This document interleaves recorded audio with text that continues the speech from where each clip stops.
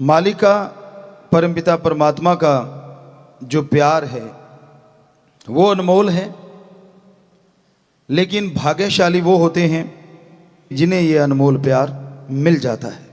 प्यार के आज के दौर में मीनिंग्स बदल गए हैं, मायने बदल गए हैं, क्योंकि लोग सोचते हैं कि जो दुनियावी रिश्ते हैं शायद यही प्यार है।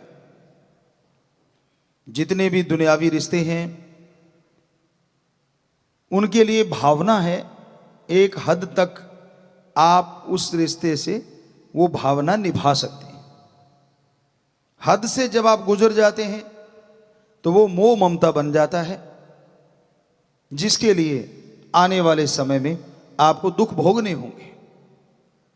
हद से ज्यादा प्यार किसी से भी कोई करता है, मालिक ना करे, उनमें से अगर कोई चला जाता है तो दूसरा रहे कैसे। हद से ज्यादा प्यार एक से करो जो कभी जाता नहीं, और वो है ओम हरि अल्लाह वाहिगुरु सतगुरु राम। कभी बिछोड़ा नहीं देता, कभी दूर नहीं होता, हर पल हर समय हमारे साथ रहता है, कण कण में जर्रे जर्रे में वो मौजूद है। तो ऐसे परम पिता परमात्मा को अगर सच्चे दिल से याद करोगे, तड़प के याद करोगे, तो उससे एक बार तार जुड़ गई, वो तार टूटती नहीं। चाहे काम वासना क्रोध लोभ मोह अहंकार मन माया कितना भी जोर लगा लें, वो तार इतनी जबरदस्त तरीके से जुड़ती है, उसके लिए दुनिया या ये सातों चोर कोई मायने नहीं रखते। पर इसके लिए पहले अभ्यास जरूरी है, सुमरन करना जरूरी है।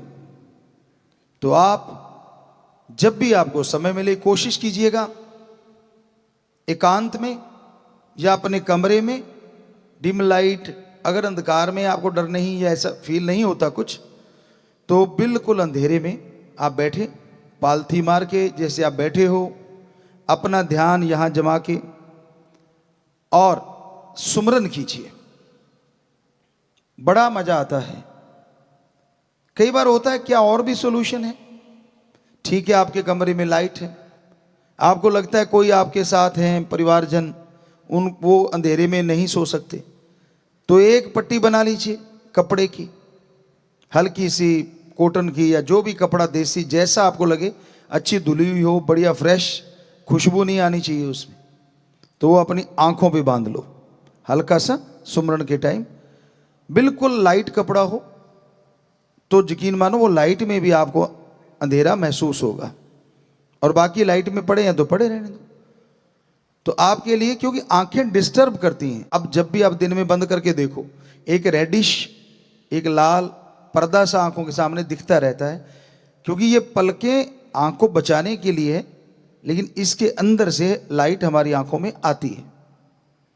तो उससे क्या डिस्टर्ब होता है बंदा, उसका जो ध्यान है वो डिस्टर्ब होने लगता है। तो जो साधक हैं, जो समाधि में जाना चाहते हैं, वो ओम दाता रहबर एक होते हुए खंडों ब्रह्मंडों में सैकड़ों त्रिलोकियों में वो रहता है। इच्छा तो होती है उसको देखना चाहिए वो एक है कैसा, तो इस तरह उसे आप देख सकते हैं। सुमरन करने लगो, हो सके तो अर्ली मॉर्निंग 2 से 5, जिसे ब्रह्म मुहूर्त कहा गया है। अलग अलग धर्मों में अलग अलग नाम है। अमृत बेला, बांगे वक्त, फर्ज, गॉड्स प्रेयर टाइम, तो ये सारे अलग अलग पवित्र धर्मों में नाम दिए गए हैं सुबह के समय के। और नासा साइंस के अंदर कहता है ऑक्सीजन प्योर एंड मोर होती है कि early morning between 2 to 5 oxygen pure and more. If you do the practical method of meditation, then your soul power awake and up upside। Soul power, आत्मिक शक्तियां आपके अंदर बहुत ज्यादा हैं। सुना होगा आपने कि संत उड़ा करते थे, उसका मतलब यह नहीं है कि वो पंख लगा के बॉडी समेत उड़ जाते थे। जो रूहानी संत होता है, सूफी संत होता है, बॉडी वहीं रहती है, लेकिन आत्मिक तौर पे वो खंडों ब्रह्मंडों को पार करके परमपिता परमात्मा से जुड़ा रहता है। एक किसी महापुरुष की हमें बात याद आती है कि उसने कुछ मांगा अपने सदगुरु से सत्संग में बैठे बैठे और हाथों हाथ पूरा हुआ। तो उस मुर्शिद के पास जाके वो मुरीद बोला, गुरु के पास शिष्य गया और बोला, हे गुरु जी, आज मेरे साथ ऐसा हुआ, मैंने ये चीज मांगी, मुझे पल में मिली, पहले नहीं हुआ। तो गुरुजी मुस्कुराए, कहने लगे, बेटा पहले तेरा सुमरन उतना नहीं था, दूसरी बात तेरा ध्यान एकाग्र नहीं था, कौन आया, कैसा बैठा है, कपड़े कैसे हैं, खास करके बेटियों को बहुत होता है, बेटे भी खैर आज नेक टू नेक मुकाबला है, ऐसा तो नहीं है, तो वो चेक करते रहते हैं, अच्छा कौन कैसे बैठा। अरे भाई तू बैठ गया, दूसरे से क्या लेना है, लिब लगाना भगवान के साथ, पर इसी में निकल, अच्छा कौन सा कपड़ा, कितने रुपए का, बहनों में ये चल पड़ता है। तो कहने लगे आपने ध्यान उधर से हटा के अब सतगुरु के चरणों में जोड़ा है। और कहता गुरुजी फिर आज एकदम से कैसे पूरा हुआ, क्योंकि कहते तू साधक है। गुरु कहने लगे आज तूने एकाग्र चित्त से सत्संग सुना, देखता रहा, और जब तू मांग रहा था तब हमारा ख्याल और हमारा हाथ अपने ओम हरि अल्लाह राम से जुड़ा हुआ था, इसलिए तूने जो मांगा डायरेक्ट मिल गया। अब सोचो आप, छोटी बात नहीं है ये। सत्संग में आके बैठते हो, अगर आपके अंदर विचारों का तूफान यूं ही चलता रहता है, एकाग्र चित्त होके सुनते नहीं, तो फकीरों का तो ध्यान मालिक से जुड़ा रहता है। आपको बताया कि आपसे बातें कर रहे हैं, व्याख्या कर रहे हैं, लेकिन सिक्स सेंस कह लो या अंतर ध्यान कह लो, वो मालिक से जुड़ा रहता है। और जब मालिक की चर्चा होती है तो मालिक आपके अंदर तो है ही, लेकिन फिर वो जाहरा तौर पे भी घूमता होता, सबको आशीर्वाद देता है, और जैसी भावना वैसा फल मिलता रहता है। इसलिए जब सत्संग सुनने लगो, ये पूरा ध्यान रखा करो कि और विचार ना आने पाए, और ख्याल ना आने पाए, क्योंकि विचारों का पुलिंदा विचार हमेशा चलते रहते हैं। विचार शून्य दिमाग कभी नहीं होता। ऐसा कभी नहीं होता कि दिमाग में कोई विचार ना हो, हर पल हर क्षण। पर गुरु से क्या छुपाना। संत अगर कभी भी कह दें कि बोल बेटा क्या है, तो उस समय पता नहीं उनका मूड क्या होता है।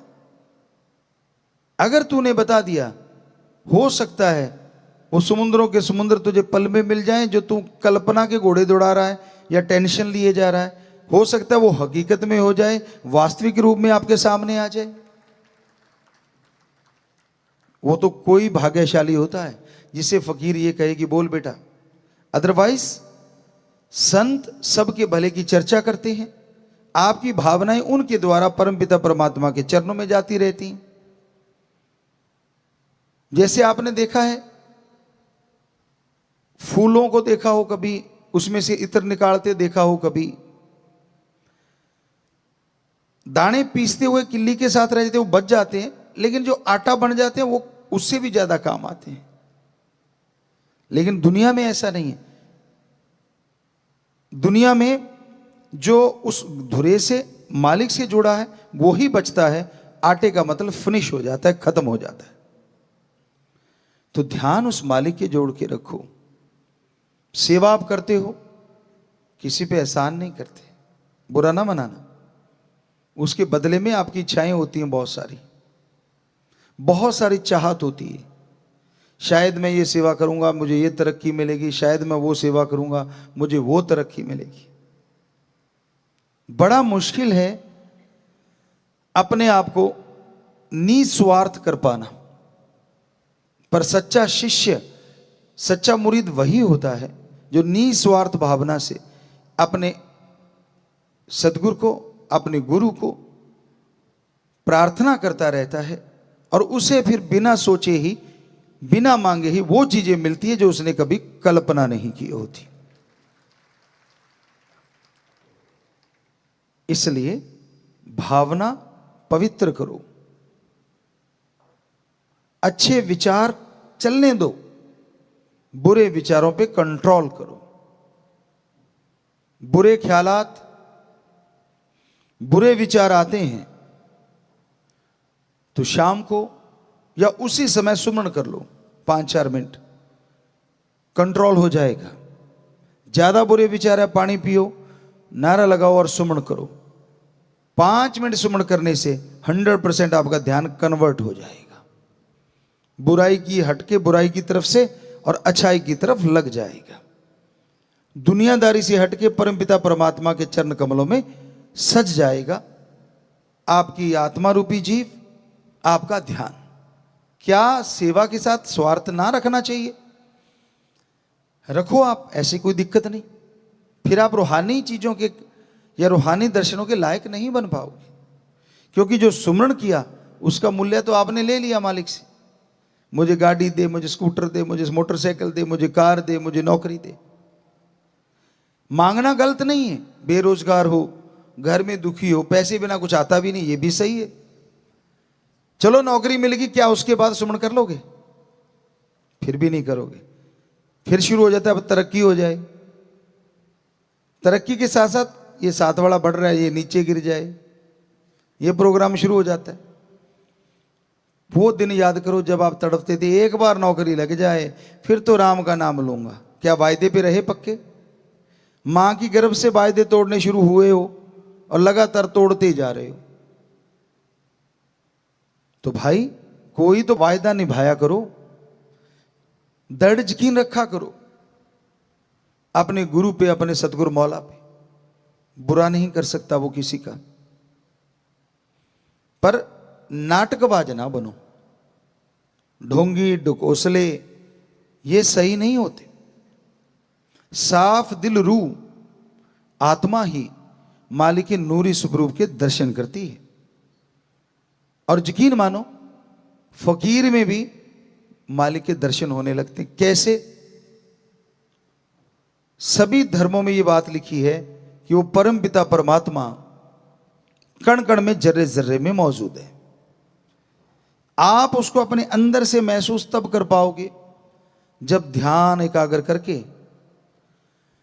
अच्छी तरह से यहां पे पहुंच के सुमरण करोगे। फिर ध्यान जमेगा, फिर आपकी आत्मा कंसंट्रेट होगी, फोकस यहां आएगा। उसमें खिंचाव भी पड़ सकता है, हल्का हल्का मीठा दर्द जैसा एहसास भी हो सकता है, और किसी को कुछ भी नहीं होता। दोनों तीनों बातें हैं। और उसके बाद सफर शुरू होता है आत्मा का परमात्मा तक। ये योगा में अलग चक्कर होते हैं, यहां से लेके यहां तक 7 चक्कर बोले जाते हैं, लेकिन ये 10वां द्वार या इस तक आने के लिए रूहानी सूफियत में योगा करने की जरूरत नहीं, लेकिन ध्यान में बैठ के मेडिटेशन, गुरुमंत्र नाम शब्द का जाप करना जरूरी होता है। तो उसके बाद आत्मा का सफर शुरू होता है। जैसी वो लाइट नजर आई, ध्यान जमना शुरू हुआ और आप छोटा सा एक तारा सा नजर आता है। जाप करते करते करते करते वो वाइड होता चला जाता है, बड़ा होता चला जाता है और फिर प्रकाश में बदल जाता है, जिसका मतलब होता है कि हां, अब आपकी आत्मा लगभग लगभग कंसंट्रेट कर चुकी है। और फिर शब्द बंद हो जाते, जीभा या जो ख्यालों में भक्ति कर रहे होते हो आप, आते ही प्रकाश ऑटोमेटिकली बंद हो जाता है। अब आपकी आत्मा अनहद धुन को सुनना शुरू कर देती है। यह शब्द तो फानी है, जो आपको गुरुमंत्र मिलता है, परमात्मा का नाम है, वो लासानी है, कभी खत्म नहीं होता। यह शब्द इस दुनिया तक सीमित है, और इस दुनिया से वो प्रकाश आता है तो आत्मा डिस्कनेक्ट हो जाती है। मरती नहीं, शरीर चल रहा होता है, नब्ज आराम से चल रही है। 72 बार नहीं, बहुत कम बार, काउंट करने की जरूरत नहीं, क्योंकि अगर ये ध्यान में रख के बैठ गए तो आंख खुल जाएगी, उसी टाइम ध्यान टूट जाएगा। ये तो आपको एक बताते हैं, हार्ट आराम से चलता है और दुनिया में कोई ऐसी चीज नहीं जो हार्ट को आराम दिला सके। मेडिटेशन सुमरन ही है। और उसके बाद आपकी आत्मा रूहानी सफर शुरू करती है। अनहद बाणी या वो धुन या वो बांगे इलाही या गॉड्स वॉइस एंड लाइट, वो शुरू हो जाती अंदर, और उस आवाज के साथ साथ आत्मा खिंचती चली जाती है। यानी अब है उड़ान, ये है उड़ना। एक भक्त हुए राजस्थान साइड के, पहले वो राजा थे, फिर महापुरुष बन गए, संत बन गए, संत भगत पीपाजी। उनकी ये वाणी है, जो ब्रह्मंडे सो पिंडे जो खोजे सो पावे, कि जो ब्रह्मंड में है वो शरीर में है, जो खोजेगा वो ही पाएगा। तो ये सारे आसमान, एक आसमान नहीं, एक को पार करोगे पता नहीं ये सूरज चांद को पार करोगे कितने चंद्रमा मिलेंगे, आपकी रूह बड़ी हर्षाती चली जाती है। फिर परम पिता परमात्मा की तरफ बढ़ती है, तो लास्ट में ऐसे हो जाते, ऐसे एक को ऐसे लाके एक सुई जितनी नोक, उससे निकलती आत्मा फर करके, और ये इस आसमान को, इस त्रिलोकी को पार कर जाती है। फिर खंडों ब्रह्मंडों का सफर शुरू होता है। फिर क्या नजारे हैं, आप सूरज के करीब हैं, बहुत सारे सूरज मिलेंगे, लाखों चंद्र सूरज मिलेंगे, संतों ने ऐसे नहीं लिखा, ये हकीकत है। और जब आप उनके पास से निकलोगे, क्या नजारा आता है, कोई कल्पना नहीं कर सकता। साइंस तो झूठ बोलेगी, क्या कहेगी, संत झूठ बोल रहे, सूरज के पास तो कोई जा ही नहीं सकता, इतनी तपिश है। पर उनको क्या मालूम, आत्मा इतनी पावरफुल होती है, वो सूरज के अंदर से भी निकल सकती है। ये कैसे पॉसिबल है? क्योंकि आत्मा कौन सा ड्रिल मशीन है जो सूरज से छेद करके निकल जाए। आपने फिल्मों में देखा होगा, भूत होता है जो कांच के आर पार निकल जाता है, दीवार उसको कोई मायने नहीं रखती।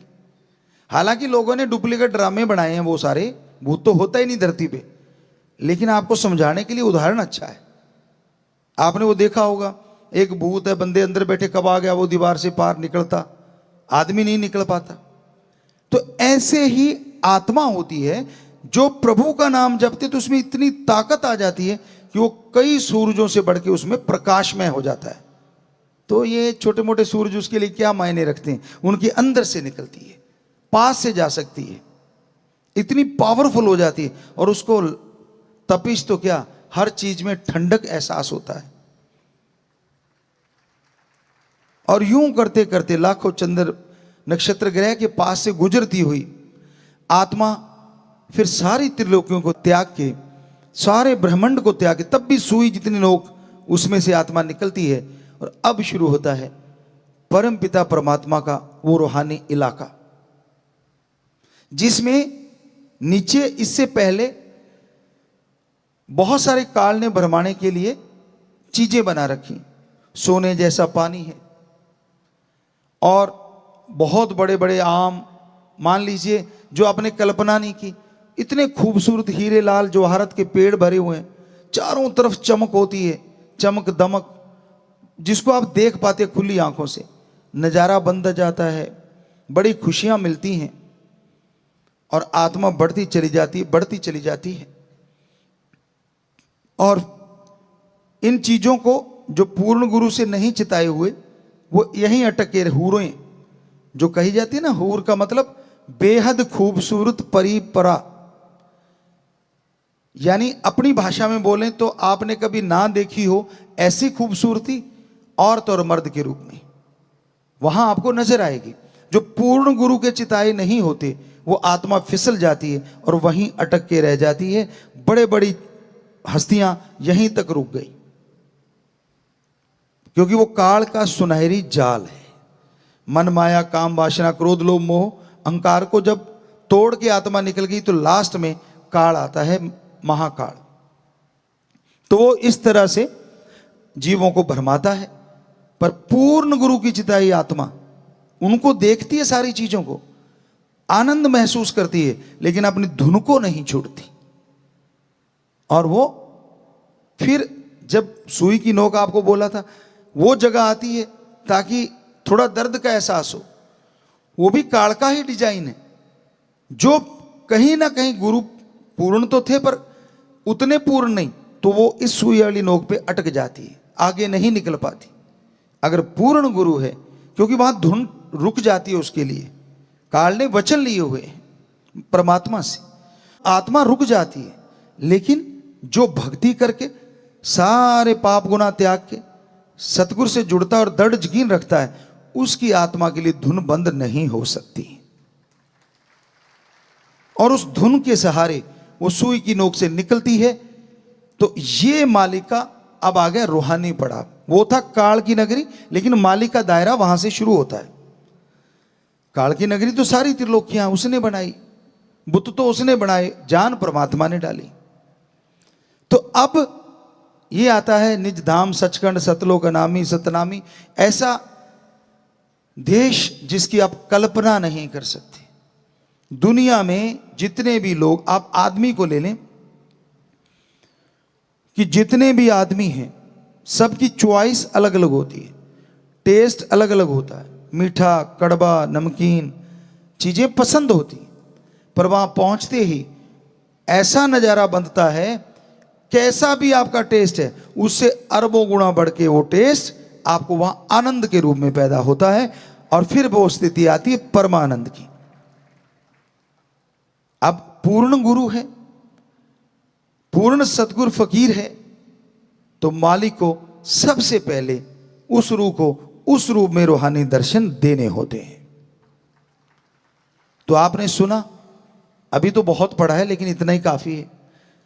अगर कर पाओ तो यहां चढ़ाई करने के लिए इतना कुछ करना है, और दूसरी तरफ बचनों के पक्के, दृढ़ यकीन, एकाग्र चित्त, मीठा बोलना, स्वभाव के अंदर नरमी, ये चीजें लेके आगे दीनता नम्रता, ना गाली गलोच, हाथ जोड़ के बात करो।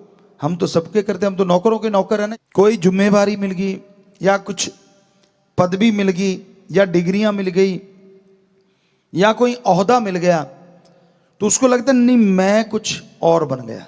एक कहावत है, हम कुछ और बन गए जी, हम वो नहीं रहे।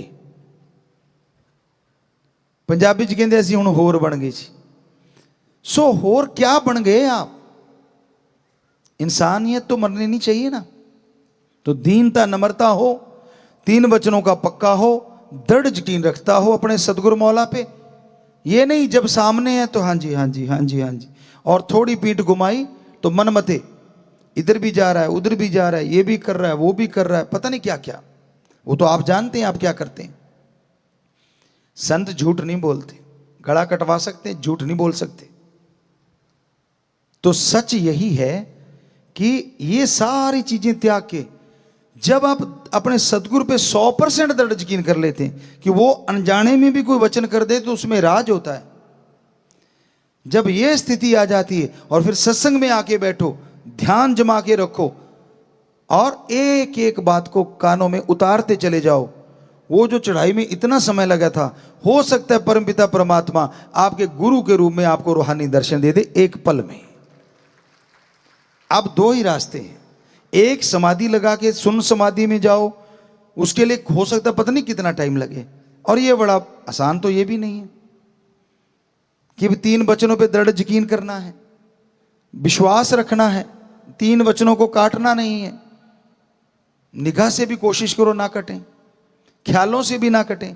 चलो ख्याल कंट्रोल में तब तक नहीं जब तक सुन समाधि में नहीं जाते, उसके लिए बोल दिया 5 मिनट सुमन करो। पर जब सत्संग में आके बैठो, एकाग्र चित्त, ध्यान जमा हो और कान खुले हों, ओपन माइंड, ना कि नैरो माइंड। तंग दिली से मत बैठो, खुले दिमाग से बैठो। सुनेंगे ध्यान से, मानेंगे और ध्यान जमा के रखो। पता नहीं कौन सा वो पल आ जाए जब आपके संत पीर फकीर में परमपिता परमात्मा जाहिर नजर आ जाए। कितना आसान तरीका है। हम तो हमेशा आके ये नजारा ही देखा करते थे। ये नहीं आपको कहेंगे हम सुमन नहीं करते थे, वो तो सतगुरु जन्म से ही उन्होंने जोड़ा हुआ था, वो एक अलग चीज है। 5-6 साल के तो हम वैसे ही जुड़ गए थे, 6 साल के में भी। तो कहने का मतलब सुमन तो करते ही थे, समाधि में जाते ही थे, सब कुछ ये तभी तो एहसास किया। पर जब बेपरवाह जी के सामने आते थे तो ये नहीं होता था, बस एक टक उनको देखना। आपको कहते कभी कभी, हमारा तो बैठते कनेक्शन स्टार्ट हो जाता था और जुड़ा ही रहता था। वो चल रहे हैं, उनके चरण कमल बढ़ रहे हैं आगे को, लेकिन क्या नजारा, क्या रूहानी नजारा। उनके साथ सेवादार कौन है ये याद नहीं रहता था, क्योंकि एक यार का ही प्रकाश आता था, बाकी तो दिखते ही नहीं थे उस प्रकाश में, परछाइयां भी नहीं दिखती थी। हालांकि कितने लोग साथ होते थे, और अब भी देखा होगा आपने, अब तो चलो मानी बात, लेकिन तब भी हम बेपरवाह जी पैदल चलते, आगे पीछे लोग चलते ही थे, नेचुरली है। तो कुछ नहीं दिखता था, सिर्फ यार। ये कैसे पॉसिबल? मान लो सतगुरु यहां जा रहा है, 4 लोग इधर हैं, 2-3 लोग इधर जा रहे हैं, 1-2 आगे हैं, तो वो तो बीच में आ गए, सब कुछ सफाया हो जाता है। जब रूहानी नजारा बनता है ना, कुछ नहीं दिखता, वो रूहानी पावर ही नजर आती है।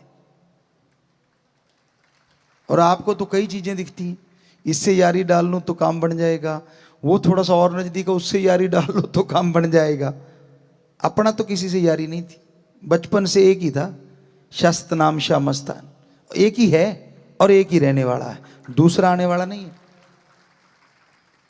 तो हमने कभी ध्यान ही नहीं दिया साथ कौन जा रहा है, कौन कैसा है, कौन इंचार्ज साहब हैं, कौन ये है वो है, ऐसा कुछ नहीं। हालांकि उन्होंने कोशिश की, आपको कई बार बताया कि भाई जैसे ही पता चला कि बड़े घर से हैं, और उस समय गाड़ी नहीं होती थी, 85-86 में बहुत कम गाड़ियां आया करती थी सेवादारों की, तो पता चल गया कि बड़े घर से हैं, तो फिर लोगों ने भी कोशिश करनी शुरू कर दी, आगे बैठो जी, आप पल्ली बिछाते हैं जी। हमने कहा अच्छा अच्छा आप बैठो बैठो, हम अभी आए। पल्ली भी उनको बिठा के, आपा वहीं के वहीं, या सतगुरु से डायरेक्ट कनेक्शन हो, सीधा जुड़ते ही बाकी सारा साफ, कितने बैठे हैं कौन बैठा कोई मतलब ही नहीं। बीच में आके वो सज्जन कभी कभी डिस्टर्ब कर देते थे। आपको कहा था आओ जी, हमने कहा जी यहीं से नजारा बन रहा है, आप जाओ जी। तो वो फिर चले जाते, कभी कहते यहां बैठ के चाय दूध पिएंगे, फलां करेंगे। आपको सुनाया था हमने, फिर से दोहराना चाहेंगे, अपनी मान बढ़ाई नहीं, सतगुरु का शिष्य कैसा होना चाहिए ये बताना चाह रहे हैं। जो सच्चा मुरीद होता है वो कैसा होता है, क्योंकि बेपरवाह जी ने फरमाया था आपा गुरु भी हैं, और आपा गुरु शिष्य का रिश्ता क्या होता है ये भी साबित कर दिया सिर्फ 15 महीनों में।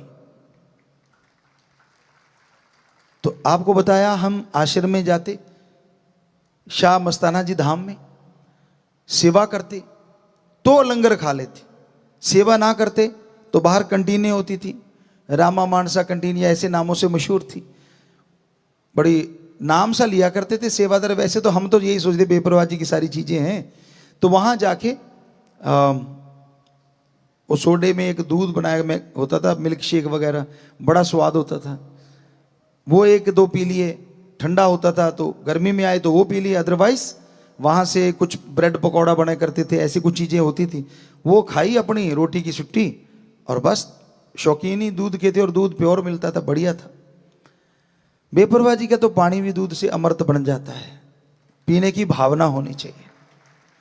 तो अंदर का लंगर नहीं खाते थे, कारण था कि आज सेवा नहीं की।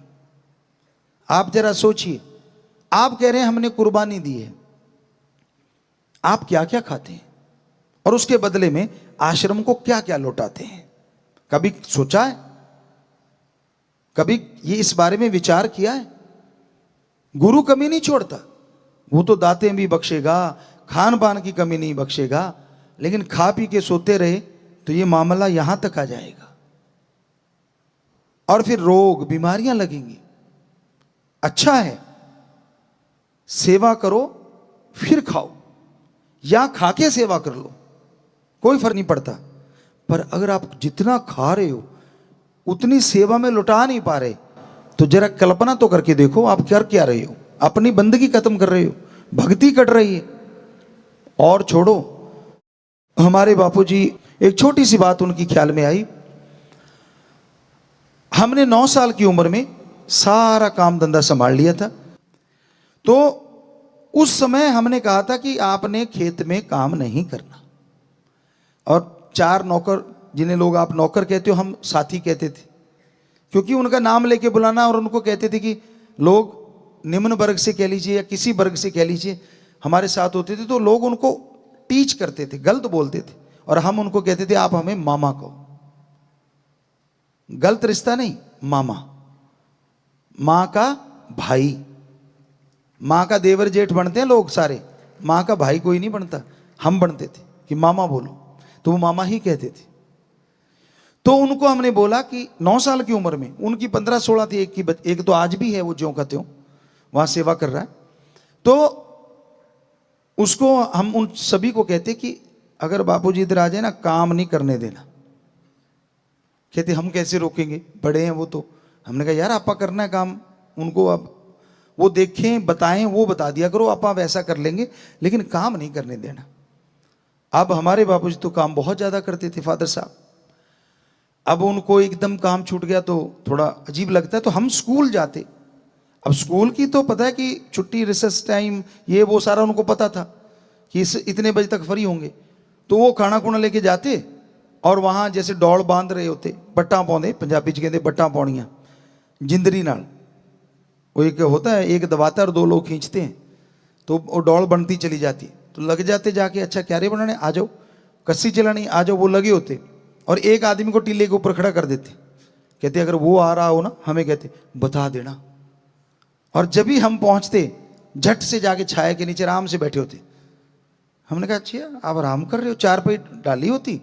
हाँ कहते हाँ हाँ सारे बच्चे बढ़िया काम कर। हमने आपने तो ना ना, मैंने हाथ धोए होते सारा, ऐसे जूते जाते झाड़ के साफ करके बैठे होते।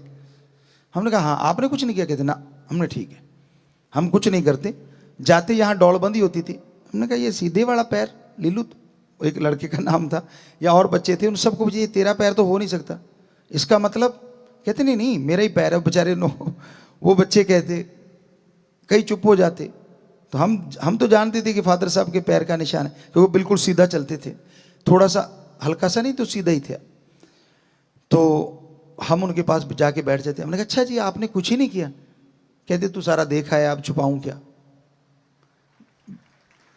तो हम हंस पड़ते। तो हमने कहा फिर अब ऐसे चलो शुक्र है आप बैठे थे, दिल में सोचा, लगे रहते तो कौन सा हम हटा लेते, अंदर से सोचते। तो हमने कहा फिर, कहते बेटा असली बात ये है, मैं जितनी रोटी खाता हूं ना, उतनी अगर यहां मेहनत नहीं करूंगा तो वो रोटी मेरे हजम नहीं होती। मुझे लगता है मैंने कोई कमाई नहीं की, ये तो इन बच्चों ने मेहनत की थी, उनकी बनाई फसल मेरे घर आ गई, मैं एक नाम मेरे जमीन है इस वजह से खा रहा हूं। ये कौन सा तरीका है, उतना तो करूं जितनी रोटी खा सकूं। तो हमने कहा जितनी रोटियां खाते हो, हमने कैलकुलेट कर दिया, इतनी खाते हो और इतना कर लिया करो, रोज की 15 मिनट या 10 मिनट। हमने भी कौन सा कम थे, हम भी तो कैलकुलेट में बहुत ज़्यादा वो हैं। तो हमने कहा ठीक है। कहते यार तूने तो बिल्कुल ही चारों तरफ से बंद कर दिया। हमने कहा आप रोटी लेके आते हो तो। कहते ये सारा 2 किलोमीटर बनता है, 2.5 किलोमीटर। कहते हम तो बस अड्डे पे भी जाते थे तो उस पर जाते थे जो 9 किलोमीटर दूर है, और सिर्फ 50 मिनट में चले जाते थे 8-9 किलोमीटर। कहते तब मजा सा आता था कि हाँ कुछ किया है। या कहते तब होता था जब 30 किलोमीटर से 50 किलो का गट्टा सिर पे रख के और ऊंटनी पे पूरा लाद के और आगे से मार पकड़ के लेके आते थे, और बातें करते करते 30-35 किलोमीटर निकल जाती थी।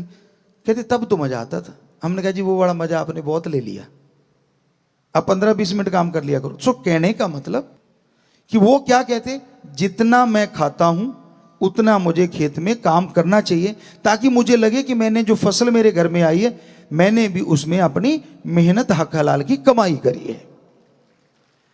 वो तो अपने एक खाने के लिए बात। आप जरा सोचिए, कभी दिमाग लगाया करो, ये दोनों जहां के मालिक का लंगर भोजन है। शास्त्र नाम शाह मस्तान जी दाता, क्योंकि उससे जुड़े हैं तो नेचुरली दोनों जहान खाओगे। ये आम नहीं है कुछ। हालांकि हम चेक करते हैं, रोजाना लंगर भोजन खाते हैं, ऐसा नहीं जो लंगर आप खाते हो वो भी हम खाते हैं। ये नहीं कि दूसरा नहीं खाते, थोड़ा सा। हमारी खुराक बहुत कम, आप सुनोगे तो मानोगे नहीं। हम आटा जो है वो सिर्फ और सिर्फ 11 या 14 ग्राम लेते हैं, यानी एक पूरे दिन में, क्योंकि ज्यादा आटा नहीं लेते। तो हरी सब्जियां बहुत लेते हैं, दाल ले लेते हो थोड़ी लिमिट में। सो बच्चों ये जरूर ध्यान दिया करो। आप सेवादार हो ज्यादा आज, इसलिए आपको हम नहीं कहते कि लंगर ना खाओ, सेवा नहीं करते, जरूर खाओ। दूर दराज से चल के आए हो, रो काटता है, पर काश आप चलते चलते, हो सकता है कागज उड़ रहा हो, कोई पॉलीथीन पड़ा हो, वो भी उठा के अगर कचरे के डिब्बे में डाल दिया ना, खाने जितनी तो सेवा बनी गई। ये लंगर आम लंगर नहीं है। साईं जी ने 1948 से लेके अब तक इसके लिए वचन किए कि खाएगा, टेंशन, बीमारियां, परेशानियां पता नहीं कितनी दूर हो जाएंगी, और अब राम से, सतगुरु से आशिकी भी बढ़ जाएगी।